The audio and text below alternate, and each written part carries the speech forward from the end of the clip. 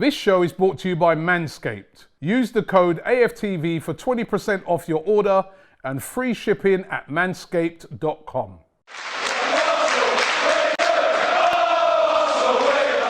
Welcome back to AFTV. 5-0 demolition here at the Etihad.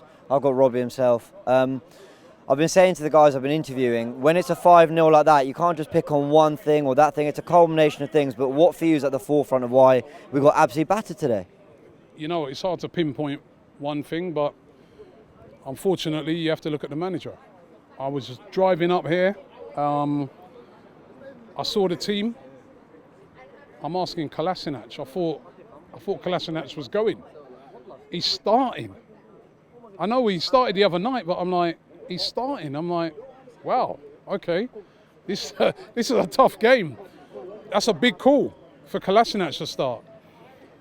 I looked at the setup. I didn't really understand it. And then, you know, the game starts, and you know what? You can't blame all of it on Arteta, because, you know, what was Callum Chambers doing on that first goal? Why can't we defend? This is the biggest problem with Arsenal. We've got some good attacking players, but I almost feel sorry for them because they know when the ball goes down the other end, the other team's liable to score. If you're 2-0 down, it doesn't matter. You could have Ronaldo at the other end. It means nothing. If you're 2-0 down in the Premier League, the game's over. If you looked at the stats, probably 90% of the time, 95% of the time, you go 2-0 down, the best you're getting is a draw. The best. So the game was over. So it don't matter who's attacking. You're just looking at it, I'm like, we cannot defend. They were just whipping balls into the box, and we couldn't deal with it. Gundogan, how tall is he? I don't think he's as tall as you. You would think crossing into the box is what we want all game. Yeah, whip it in. We've got 3 centre-backs. We'll deal with it. Exactly, and they didn't deal with it. No, you know, none of them. Holding, neither Chambers, Kolasinac, none of them dealt with it. You know, I thought even Tierney today had a poor game. You know, just all round, you know what I mean? The defensive side of Arsenal is non-existent. It has been non-existent today. It was non-existent against Chelsea, and it was non-existent against Brentford. And you've got to ask questions of the manager. And I do not know if these players, a couple of, you know, our defenders are of the quality that we need to come to places like this. I just, you know, I love Rob Holding. I back these guys, but it's hard. You can't just keep making these errors game after game after game and expect fans to just say, oh, yeah, it's cool. Yeah. It was poor today. Well, let me ask you this. Fans keep being fed this process. It takes time. Now, I think Arsenal fans are actually incredibly patient and knew that it was going to take time to fix, you know, borderline decades of mess, right? It's been, you know, bad transfer windows, bad money spent, bad recruitment, you know, constantly falling down. So we knew it was going to take time with Arteta, especially because he's new in the job. But what message does it send to fans when the guy that we were negotiating his move to Roma to for 2 months is then captaining the side in this game? The guy who we were about to terminate his contract is starting left centre-back. The guy, you know, Rob Holding, he gave a new deal to. Chambers, he seems to really back. He's clearly made it clear that he's one of his guys. Aubameyang, he gave a new contract to. Odegaard, he signed. Smith Rowe, he gave a new deal to. Now, I'm not saying they're all bad players. I'm not criticising the players. But you're trying to convince players, you're trying to convince the fans to get on board with the project. But what about that is going to be convincing the fans of anything? Every decision that Mikel Arteta is making is his decision. Xhaka staying at Arsenal, signing a new contract when he said himself he wanted to leave. His decision, and the owners as well. The owners wrote in the programme last week, they were hailing it. Xhaka staying. That's their decision. We've seen this guy sent off how many times? You saw the last guy come on talking about how, you know, Google it. How many times? Yeah. I think a record amount of times he's been sent off. Stupid, ridiculous sending off today. What is he doing? He did not need to do that, right? You're 2-0 down. It's almost like that's it. You've ruined it. Any chance, right? You're the captain.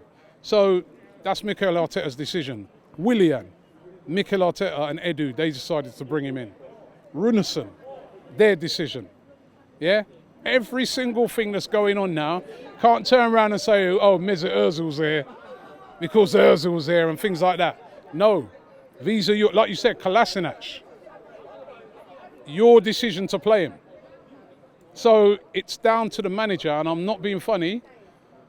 If this was Juventus, Inter Milan, AC Milan, Dortmund, any of these two, City, United, Chelsea, he'd be gone, wouldn't he? Yeah. 3 defeats in a row. Haven't scored a goal. 2-0, Brentford. 2-0 at home, could have been worse. 5-0. They were singing to us today, it should have been 10. And you know what? They were right. They were right. I think they slightly took pity on us at times. And I mean that. 3 days left of this window to go. We can't just sit here and just accept it and let it be what it be. Stan Kroenke or Josh Kroenke or Edu or Arteta, whoever's involved in recruitment, they've got to do something. I doubt we're going to see a managerial change. I don't know if that's what everyone wants, but it sounds like the fans are feeling that way. What can they do in this window to try and give us something going into the rest of the season? Because you can't address it after this now. I think, speaking to everybody here today, I found it very hard to find anybody who was backing Arteta, and that's just the truth. So I think a lot of people would love to see a managerial change, but I do think they'll give him more time. I think, he'll get the Norwich game. I think they'll give him September. I think if he lost to Norwich, that would be it. I think even a draw to Norwich, he'd be on the ropes. You think? With regards to the last couple of days, Yves Bissouma at Brighton, go and get him, right? The midfield is not strong enough, the midfield spine. I'm looking at it and I'm thinking we need a centre-back. I know we just bought Ben White. We need another centre-back. To me, you've got Ben White, you've got Gabriel, right? Who else? I think we need a centre-back, we need a right-back. We still need quite a lot. When I'm looking at it today, I'm like, to me, the biggest issues now is defensively. We cannot defend. And if you can't defend in this league, you're going to get ripped apart because every team has got, good attacking players. Every team presses. Every team has a way to win. Burnley, that would be a tough game. I saw them put it on Liverpool the other day. Right, Liverpool won that team because of their quality. Burnley had about 3 chances before Liverpool had their first one, but the quality, they put it away. But they defended those issues. Even Tottenham, when they played these guys, they defended well. That's why they managed to nick a 1-0. We can't defend, so I think we need to go out. Bissouma, I think, I still like to see someone like a Hossim Aouar, and I'm thinking now definitely we need a right back, and I think another centre back. I'm looking at these; they're not up to it. These guys. So defensive midfielder, creative sort of central midfielder, a right back and a centre back. Yes, we won't get all that, but it's a big task ahead for whoever, whether it be Mikel Arteta, whoever comes in next, or you get somebody like an Antonio Conte and you say, you know what, Antonio Conte, we'll give you a load of money next year, but squeeze the best you can out of this team, try and get us back into Europe. Right, squeeze it. Like when you came to Chelsea and you got Victor Moses playing brilliantly as a right back, right? Right? See if you can do that with our guys. Because at the moment, this is shocking. I feel so sorry for the fans that came up here today, right? They were great today, the fans. Fans were brilliant. 12:30 kickoff. They've all travelled. We sold out. As usual, they're singing. They're behind the team. Still a lot of them left there at the end. And got to drive all the way home. You saw when we came out here, when we come outside, we got absolutely mobbed. The fans, they're so enthusiastic, but they can't be having this. This is not good enough. Simply not good enough.